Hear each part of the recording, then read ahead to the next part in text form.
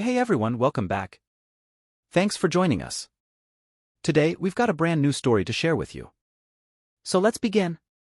So this revenge story happened a few months ago, and I'm too scared to tell any of my friends because I don't know how they'd view me afterwards. I don't know if this belongs here or is petty revenge, but I hope you guys enjoy it. Now let's go back in time to a little over 2 years ago. I was moving states for school, but my ex got a full-ride scholarship at the local state university.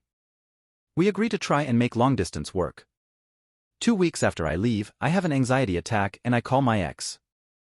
During the conversation, I feel like she's being distant, but she convinces me that it's just the anxiety, and I don't get to sleep until around 3 a.m. The next morning, my ex calls me crying to tell me that she cheated, but she feels bad, and it doesn't mean anything. I eventually caved, did the stupid thing, and gave her a second chance. The next few months were hell. I spent every waking moment feeling anxious and paranoid. I was checking her social media constantly, I was constantly texting her, and all this anxiety made it hard to focus on my schoolwork. On top of everything, she had me convinced that it was my fault for her cheating, putting the blame on my depression and anxiety. I wasn't allowed to talk to any females because she'd get overly jealous, going so far as to force me to isolate myself.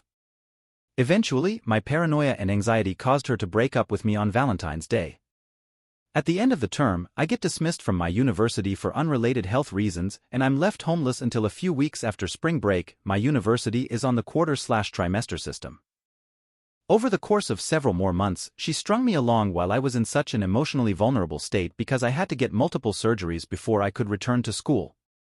I'd also like to mention that I have struggled with ADHD, depression, and anxiety all my life, so I was feeling like I hit rock bottom and was such an absolute failure. It's hard to let go of this sort of pain, and I bottled it in for a really long time. I go through the motions of borderline alcoholism, sleeping around, and all-around risky behavior, but who hasn't? Let's fast forward about 18 months, or around last November. It took so long and so much counseling, but I finally managed to get to a point where I can function normally. My ex tried texting me, and I felt myself regress back to the moment after I got dumped. I'm trying to be cordial, I try not to let my emotions interfere with how I conduct myself, but this bitch has me seething in rage. She doesn't seem to feel guilty about what she's done to me, but I bite my tongue and ask to platonically hang out when I fly home for the holidays. Of course she agrees, but I hatch a plan to just make her pay for putting me through such a torturous period in my life. Several weeks pass and we finally hang out. Now I make a mental note not to intentionally flirt or make the first move. This is important to me from a moral standpoint, but I'll explain later. A few minutes turn into a couple hours, we're walking around a mall and it comes time to drop her off at home. By this time, I found out that she's still with the guy she cheated with, but I managed to keep my cool.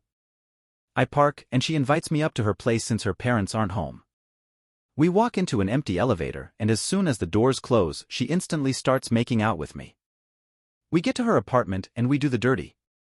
In the middle of it, I decided to use her phone to take pictures and videos. Afterwards, I tell her that I'm going to take a short nap and she does the same.